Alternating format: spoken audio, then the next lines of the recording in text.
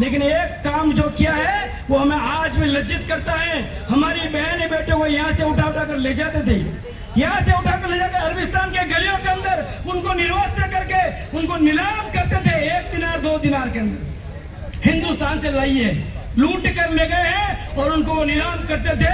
ये दंश आज भी हमें चुभता है कि हमारे महापुरुषों ने जब तलवार उठानी बंद कर दी तो ऐसा हमें दंश झेलना पड़ा। लेकिन जब हिंदू समाज जगता है, संगठित होता है, तब निर्णय भी आता है।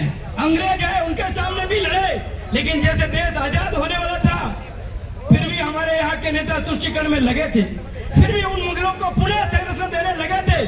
तब 1925 के अंदर राष्ट्रीय स्वयंसेवक संघ की स्थापना होती है। एकमात्र ध्येय इस भारत माता के जीने वाले मरने वाले लोगों को तैयार करना, इस देश के जीने वाले लोगों को तैयार करना है, इस देश के लिए हमेशा खड़े रहने वाले लोगों को तैयार करना है। ये 1925 से आज तक 100 वर्ष हो गए, वो काम निरंतर चल रहा है और आज पूरे विश्व के अंदर पुनः हिंदू स्वाभिमान से खड़ा होने की स्थिति में आया है। पूरे देश के अंदर जब देश आजाद होने वाला था तब हमें लगा ये भारत आजाद हो जाएगा, सभी हिंदू खुशी मरने की स्थिति में थे। लेकिन एक घटना फिर से हमें हो गई जो आज भी हमें तकलीफ दे रही है। 1947 14 अगस्त को भारत जब आजाद होने वाला था तो पाकिस्तान मुसलमानों ने आतंक के दम पर यहाँ के लोगों को मारकर पाकिस्तान अलग मांगने की कोशिश की। नेहरू जी ने कहा था भारत का विभाजन नहीं हो सकता, हम भारत को पूर्ण स्वराज्य दिलाएंगे। लेकिन मोहम्मद अली जिन्ना ने भारत की सड़कों पर डायरेक्ट एक्शन के नाम से एक दिन के अंदर 20-20 हजार हिंदुओं का कत्लेआम करवाया। बंगाल का नोआखली है, वहां पूरे गांव को घेर कर मार दिया गया। कलकत्ता की सड़कों पर कत्लेआम करके 20 हजार हिंदुओं को काटा गया। केरल के मोपला कांड है, वहां हिंदुओं को जलाया गया, नाश किया। ये शस्त्रों की दीक्षा नियमित रूप से ली जा रही है। समय समय पर जब यहाँ मुगल आए, तुर्क आए, या भारत के ऊपर आक्रमण करना है तो हमारे यहाँ के राजा महाराजा जो महापुरुष हुए उन्होंने भी शस्त्रों की दीक्षा ली और उन शस्त्रों के माध्यम से कभी मोहम्मद गोरी आया था, कभी मोहम्मद गजनी आया था, तो कभी मुहर्रम आया था, अकबर आया था। इन सबको प्रेस करने के लिए हमारे पप्पा रावल ने शस्त्रों की दीक्षा ली तो मोहम्मद बिन कासिम को यहाँ से भगाते भगाते अफगानिस्तान तक भगाया था। हमारे महाराणा प्रताप ने शस्त्र उठाए तो अकबर को जीवन भर तलवार के दम पर उसको चैन नहीं लेने दी। हमारे शिवाजी महाराज ने शस्त्रों की दीक्षा ली तो औरंगजेब को हमेशा दांतों चने लोहे के चने दबाए। हमारे शस्त्रों की दीक्षा लेने में हमारी मातृशक्ति कभी नहीं कमी पीछे नहीं रही है। गुजरात की रानी नायकी देवी ने शस्त्रों की दीक्षा ली तो मोहम्मद गोरी को पहले युद्ध के अंदर नपुंसक बनाकर भेज दिया। ऐसी हमारी छत्राणियां भी थी। शस्त्रों की दीक्षा ली झांसी की रानी लक्ष्मीबाई ने अंग्रेजों के सामने तलवार उठाकर लड़ती रही। आज हमको उन अमर याद करते हैं। ये शस्त्रों की दीक्षा समय समय पर हमारे युवाओं को लेनी चाहिए और जब जब हमने शस्त्रों की दीक्षा ली, जब जब हथियार उठाए तो हमने समाज की सुरक्षा की। भगत सिंह ने बम उठाकर अंग्रेजों की असेंबली में मारा, तब उन बहरे गूंगे अंग्रेजों को समझ में आया कि भारत हमको छोड़कर जाना पड़ेगा। भगत सिंह, चंद्रशेखर आजाद, इन्होंने अपने स्वाभिमान को जगाते हुए समाज की रक्षा के लिए अपना जीवन न्यौछावर कर दिया। इसलिए इस समाज में सुरक्षा करने के लिए युवाओं का हमारा ये लक्ष्य है कि युवा हमेशा शिक्षित दीक्षित होते रहे।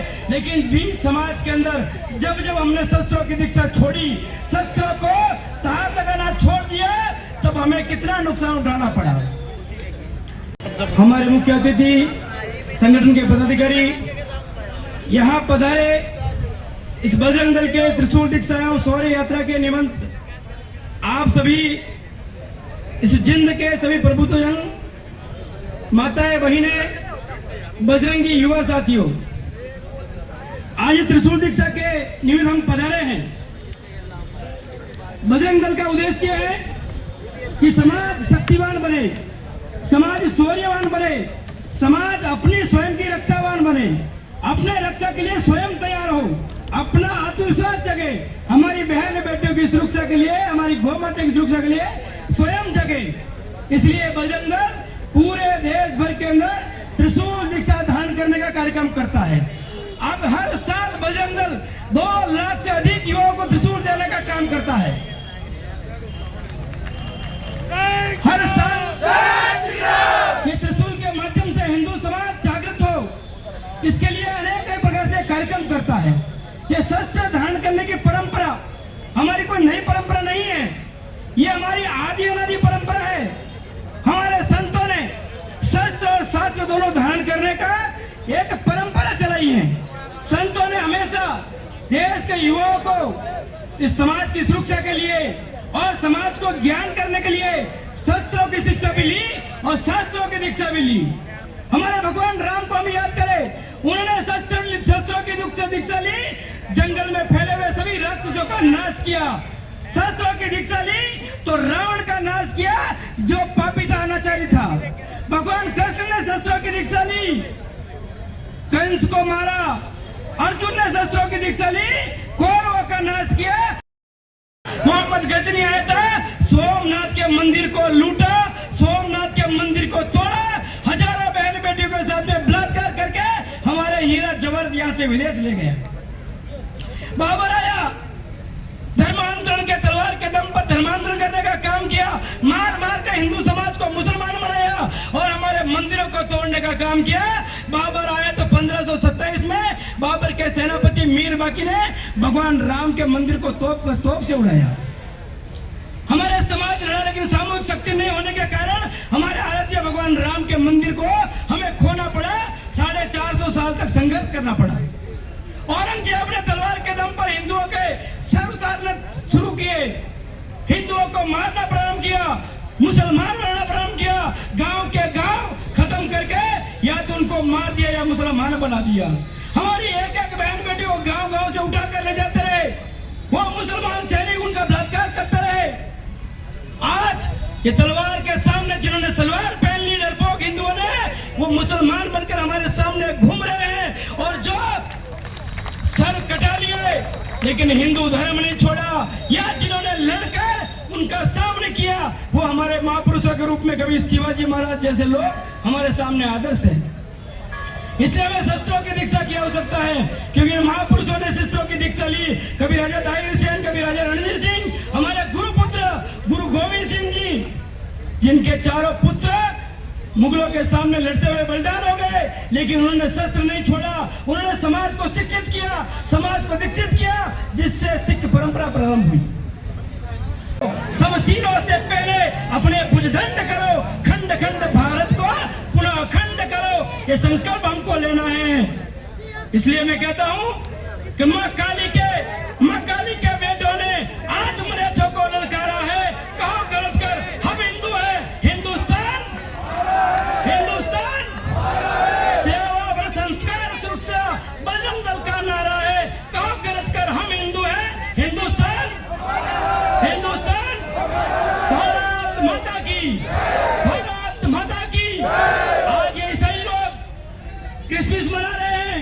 हिंदू समाज की हमारी गरीब बस्तियों के अंदर, भोले भाले लोगों के अंदर उनको लोभ भय लालच के माध्यम से धर्मांतरण करने का काम करते हैं। उनका भी जवाब ये बजरंग दल ही है कि हमारे संस्कार होंगे तो हम उनको धर्मांतरित नहीं होंगे। इसलिए भी हम सबको काम करना है कि आज हिंदू समाज के बच्चे किसी मिशनरी स्कूलों में जाकर सेंटा बन के घूम रहे हैं। अरे हमारे बच्चों को राम बनाओ, हमारे बच्चों को कृष्ण बनाओ। सेंटा विदेशी है, अपने बाल वीर शहीदों को मनाओ, गुरु गोविंद सिंह के 4 बच्चों को मनाओ। इसलिए हम सबको संकल्प लेना है, घर घर के अंदर बजरंग दल खड़ा करना है, घर घर के अंदर वीर शिवाजी और महाराणा प्रताप के जैसे युवा तैयार करने हैं। हमारे घर घर के अंदर बहन बेटियों को झांसी की रानी लक्ष्मीबाई की तरह, हमारी पद्मिनी की तरह बनाओ, ताकि लव जिहाद का शिकार ना हो सके। हमारी बहन बेटी को 35 टुकड़ों में काट कर फेंक देते हैं। 2-3 घटनाएं हुई, उसको 35 टुकड़ों के अंदर काट कर जंगल में फेंक दिया। मथुरा यहीं पर, अयोध्या यहीं पर, मथुरा यहीं पर, अयोध्या यहीं पर, ओ काशी का ज्ञान है न्यारा, ओ राम सिया गोविंद राधे, काशी का ज्ञान है न्यारा।